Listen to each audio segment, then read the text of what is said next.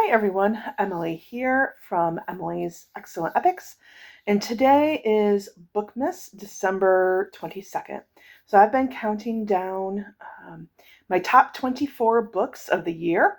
The rule has been I couldn't do rereads. I could not pick, if I read a long series of books, I could not pick two books from the same series. I did pick two books by the same author, but they were in two different series. And so we've been counting down. We are now in my top three books. And today's book number 3 is it's a pretty heavy topic that I'm going to be talking about. So just be aware that there might be some things that are triggering as I talk about the next book. So if you need to dip out and not watch this video for your mental health, completely understand.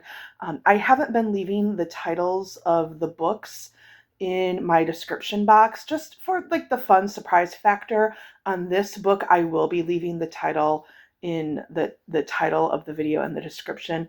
So that way you are aware of, if you know the book, you're aware of the subject matter. And the book that I'm going to be talking about is Know My Name by Chanel Miller.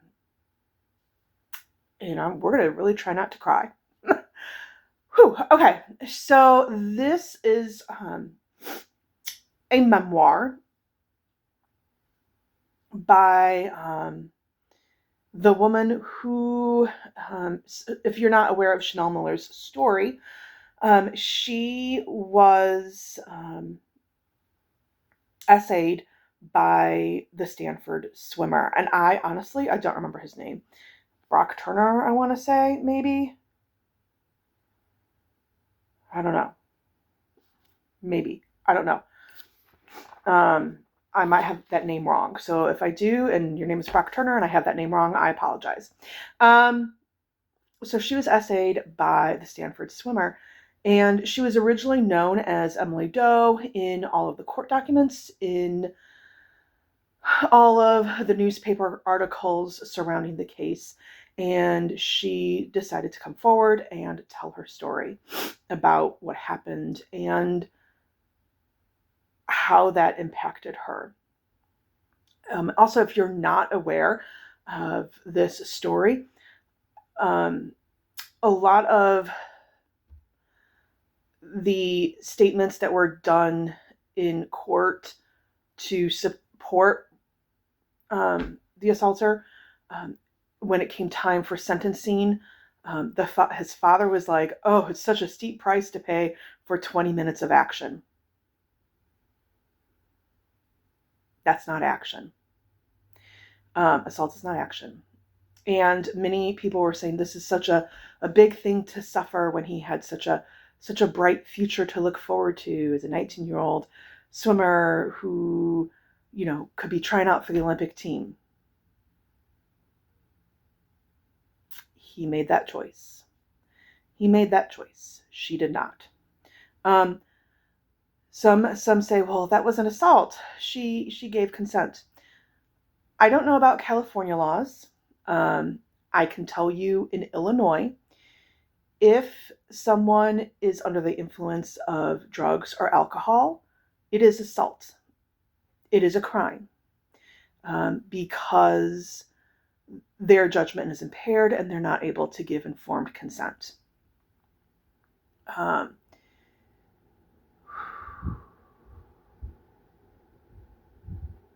gonna cry. So this book was very impactful. Chanel Miller is a beautiful writer. She really knows how to construct sentences and beautifully, I think it's strange for me to say beautifully articulates, but she does beautifully articulate her experience and the frustration and the anger that surrounds how the justice system works, and in some cases in her case, does not work to protect victims, how it re-traumatizes victims and survivors. Because every time you have to give a deposition or testify, you're having to relive through that experience. This is a very important topic, and very timely, given what's going on in the U.S. right now. 1 in 2 adult women have been essayed in some way, shape, or form in their lifetime. I'm a special education teacher. I work with people with intellectual disabilities.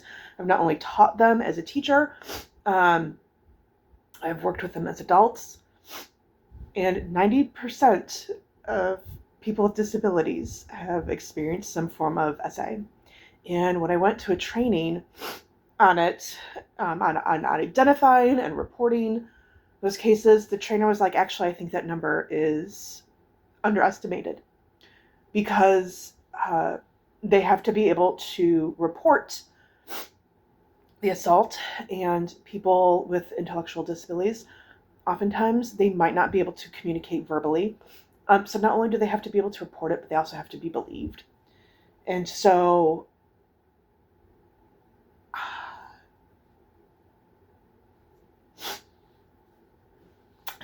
the trainer believes that number is lower. So when I teach students, when I work with adults, I very much focus on consent and saying, teaching them no one has the right to touch you, to do anything without your express verbal consent. Yeah. I highly recommend this book.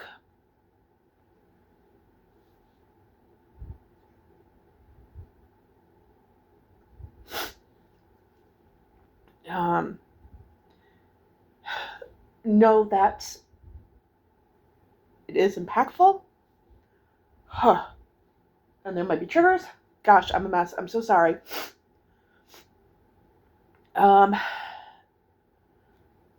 And this is a story that needs to be heard. And we need to believe women. We need to believe women, and we need, when women do come forward with their stories, we need to create spaces where they can do so. For your comment down below, please leave a teal ribbon or a teal heart. Teal ribbons is the cover or the color for Essay Awareness. Essay Awareness Month is April, in case you are wondering. And if you have not read this book, I do highly recommend it. Again, know your triggers, and take care of your health. Thank you so much.